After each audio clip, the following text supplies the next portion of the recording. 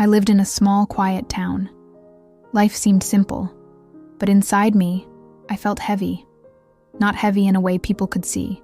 Not like someone falling apart loudly. It was quiet. I woke up every morning, walked the same streets, passed the same faces, and went back home. And every day I felt smaller. I asked myself, is this all my life will ever be? Am I too weak?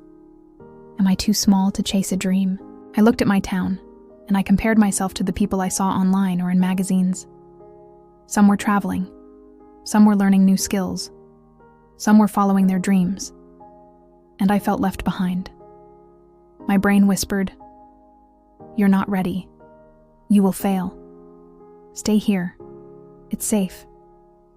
That voice kept me frozen for years. But one day I remembered a story I learned in school. Thomas Edison. He failed thousands of times before he invented the light bulb. When people asked him, "Aren't you scared?" he said, "I have not failed. I've just found 10,000 ways that won't work." That made me think, if someone could keep trying after thousands of failures, maybe I could take one small step. And then I remembered something else. J.K. Rowling. She was rejected by 12 publishers before Harry Potter was published. She was a single mother living on welfare, but she kept writing. I thought, maybe I don't need to have everything perfect. Maybe I only need to try. Educational lesson number 1. Failure is not the opposite of success. It is part of success. Every time you fail, you learn.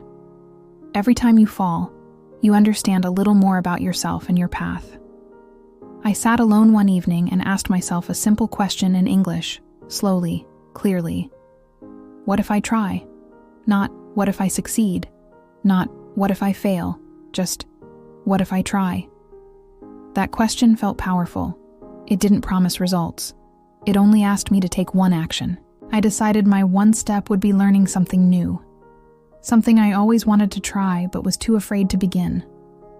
I enrolled in an online course. My hands shook when I clicked submit. It felt like jumping off a cliff, even though I didn't know where I would land. But I did it. And nothing bad happened. The world didn't end. I was still here, breathing, alive. That small step taught me an important lesson. Action reduces fear, but thinking too much increases it. Our brain likes safety, so it creates reasons to stay in the comfort zone. But action, even a small one, teaches your brain that you can survive and even grow.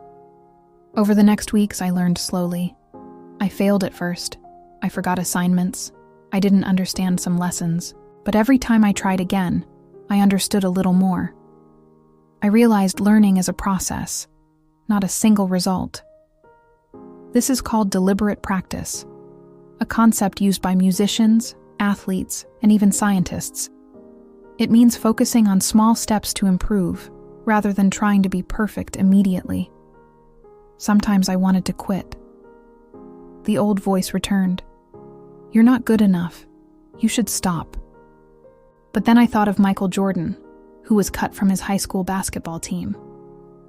If he had listened to that voice, he would never have become one of the greatest players of all time.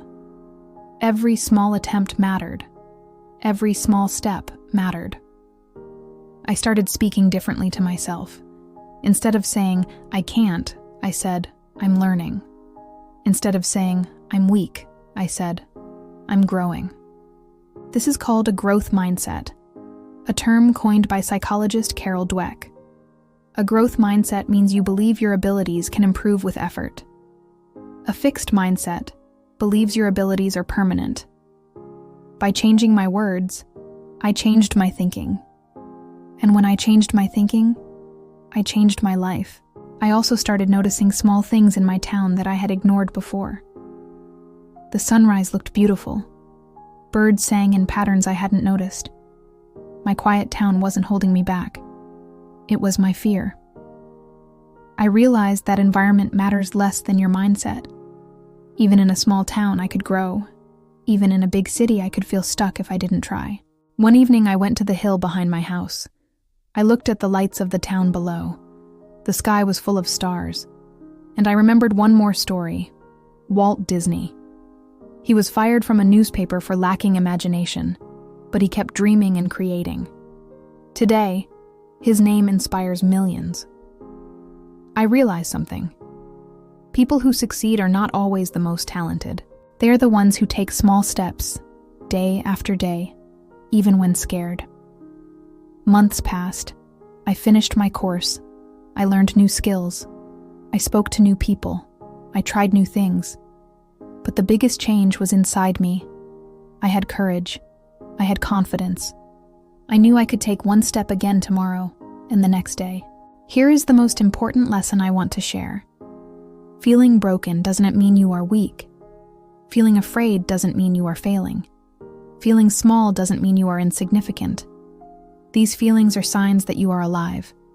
They are signs that a part of you wants more. If you feel stuck right now, remember, you only need one small step. Learning one new word, sending one message, trying one task, believing in one dream. That is enough to start your journey.